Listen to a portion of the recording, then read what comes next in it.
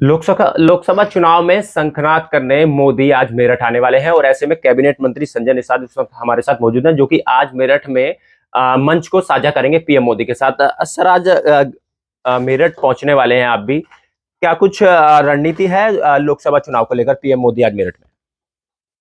निश्चित रूप से जिस तरीके से त्रेता में भगवान राम ने निषाद राज को गले लगाया है और उस गले लगाया था, और उसके बाद उन्होंने सेना देके दुख का राज खत्म करके सुख का राज लाने के लिए राम राज लाया था। उसी तरीके से मोदी जी, योगी जी ने इस निषाद राज के वंशज के बेटे डॉक्टर संजय को गले लगाया।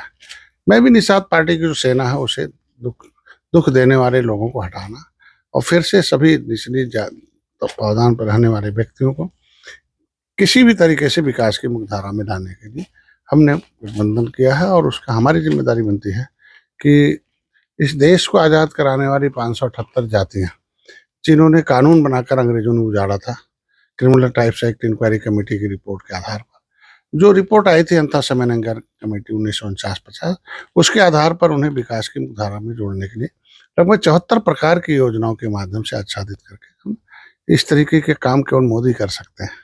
इसलिए चिंता मोदी ने किया है, इसलिए उनके साथ ये सारी जातियां जो जुड़े हुए हैं फिर से वो बसाई जा सके। वो जो पाइपलाइन में है, रोड पर हैं, बिना पैसे बिना खेत नबारी है न, उन्होंने अंग्रेजों ने उजाड़ा, मुगलों ने उजाड़ा, नदियों ने उजाड़ा, दैविक आपदा ने उजाड़ा, ऐसे जुड़े परिवारों को फिर से इस भारत के संविधान के मुताबिक विकास की मुख्यधारा में लाया जा सके। उसमें ज्यादातर लोग मछुआरे हैं, जो कि सीधी लड़ाई मछुआरों से हुई थी अंग्रेजों मुगलों से नदियों में। तो ऐसे में उन्हें फिर से जो उनकी व्यवस्था हो सकता है, ये मोदी ही मुमकिन है, मोदी ही से कर सकते। जैसे अपर कास्ट को 10% आरक्षण दिया, महिलाओं को दिया, उसी तरीके से इनका भी लेदरमैन वाशरमैन के साथ फिशरमैन भी आरक्षण के हक में 14 और राज्यों में मिलता है। उत्तर प्रदेश और मध्य प्रदेश में नहीं है, बिहार में नहीं है चाहते, तो उसकी लड़ाई में लड़ रहा हूँ, उसे आश्वस्त किया बीजेपी ने समय। तो ऐसे में पश्चिम में भी कश्यप जो है, धीमर एक बार बात हम तुरहा, ये सब लोग कश्यप लिखते हैं। ऐसे में उनको भी एक मुश्त किया हूँ कि निषाद राज किले पर ले जाके संकल्प करवाया हूँ कि अगर निषाद राज का खून है तो आप राजा के साथ रहिए और राजा बनने के लिए आप प्रजा के रोज कमजोर हैं उनको सुरक्षा दिलाई जाए। तो ऐसे में सारी आबादी आज अपील करना, और ऐतिहासिक जीत पश्चिम में भी दर्ज हो, पूरब में तो दर्ज कराया था 2019 में, सपा बसपा एक हो गई, तब भी निषाद मछुआ समुदाय 18% एक साथ था और ऐतिहासिक जीत हुई। और फिर यहाँ भी इस बार भी मोदी जी को प्रधानमंत्री बनाने के लिए हम लोगों ने वादा किया 39 पार्टियों, और वो वादा पूरा हो इसके लिए आज रैली में आ रहे हैं और सारे घटक दल आ रहे हैं। लोकसभा चुनाव में पहली पीएम मोदी की पहली रैली है पश्चिम में। जाट वोट बैंक बहुत है, ऐसे में जाटों को साधने की रणनीति है या फिर क्या कहेंगे इसको लेकर? देखिए, जाट हो चाहे कोई और बिरादरी हो, सबकी एक समस्या शिक्षा, स्वास्थ्य, रोजगार, सम्मान। किसी भी बिरादरी को सम्मान चाहिए, फिर सुरक्षा चाहिए, फिर समृद्धि चाहिए। तो सम्मान किसने दिया? आखिर चौधरी चरण सिंह को सम्मान किसने दिया है? मोदी जी ने दिया है।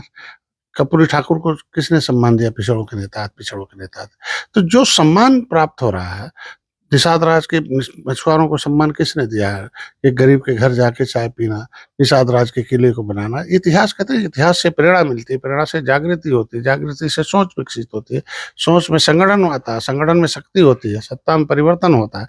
ये सब मोदी जी के साथ है। इसलिए जाट के साथ साथ और कोई, अब आप देखो, सच्चर कमेटी की रिपोर्ट कहती है कि मुसलमान सब ज्यादा, SC से भी ज्यादा गरीब है। तो इसका मतलब अनाज कौन खा रहा है? मुसलमान ले रहा है। मकान कौन बन रहा है? मुसलमान है। इलाज कौन पा रहा है? मुसलमान। तो अगर मोदी मुसलमान के साथ भी बिना भेदभाव के साथ खड़े हैं, हमारे मत्स्य विभाग में भी मुसलमानों को बहुत ढेर सारी योजनाएं मिली हैं। तो ऐसे में हर बिना भेदभाव के अगर हमने उनको बात की है, मोदी जी उनके साथ खड़े हैं, तो वो सभी जातियां एक साथ खड़ी होकर मोदी जी को फिर से चुनाव लड़ रहे हैं। अच्छा मंत्री जी, पूर्वांचल में मुख्तार अंसारी का जो है अंत हो गया, उसको लेकर क्या भाजपा के खेमे में कुछ वोट बैंक आ सकता है मुस्लिमों का? देखिए, आज के दिन में किसी व्यक्ति के साथ वोट नहीं जुड़ा हुआ है। आपने देखा होगा ना, कार्यों पर है, विकास पर है, सुरक्षा, वही सब न्याय और सुरक्षा, सम्मान और सुरक्षा और समृद्धि। सुरक्षा कौन दिया? आज हमारी सरकार है। चाहे कोई जाति का लोग सुरक्षित है। व्यापारी भी असुरक्षित था पहले, मुसलमान भी छोटे छोटे व्यापार करता था, वो कितना असुरक्षित था बेचारा हिंदू मुसलमान राइट से। आज कम से कम 12 बजे रात को आराम से दुकान करके आ रहा है, व्यापार कर रहा है। व्यापार में तो मुस्लिम सबसे ज्यादा है ना, गरीबी में मुस्लिम सबसे अधिक है ना। तो आखिर मोदी के समय दोनों खुश हैं।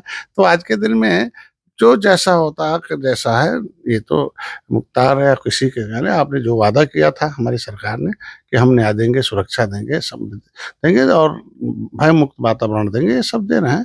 तो आज मुसलमानों के काम के नाते हम लोगों को वोट मिलेगा, सुरक्षा के नाते वोट मिलेगा और उनके लिए भी समृद्धि के साथ खड़े हैं इसलिए मिलेगा। अच्छा, स्वामी प्रसाद मौर्य ने एक अलग दल बना दिया है, तो गठबंधन में उन्हें जगह नहीं मिली। 2 प्रत्याशी उन्होंने देवरिया और अभी 2 प्रत्याशी उतारे हैं, तो उसको लेकर क्या कहेंगे? जब उन्हें दल बनाना था तब तो बनाया नहीं, बसपा से इकट्ठे हो गए, सब मलाई खाया इधर उधर।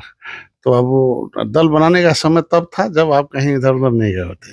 अब कांग्रेस, सपा, बसपा, भाजपा कोई ऐसा दल नहीं रहा जब आप अच्छे पदों पर हैं।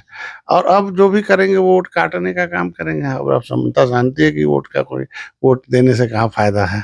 वो समय था जो गुजर गया। दल जब दल बनाया था इनके पहले, वो क्या नाम हमारे वो कुशवाहा जी, तो उनके साथ रहे नहीं क्या बाबू सिंह कुशवाहा।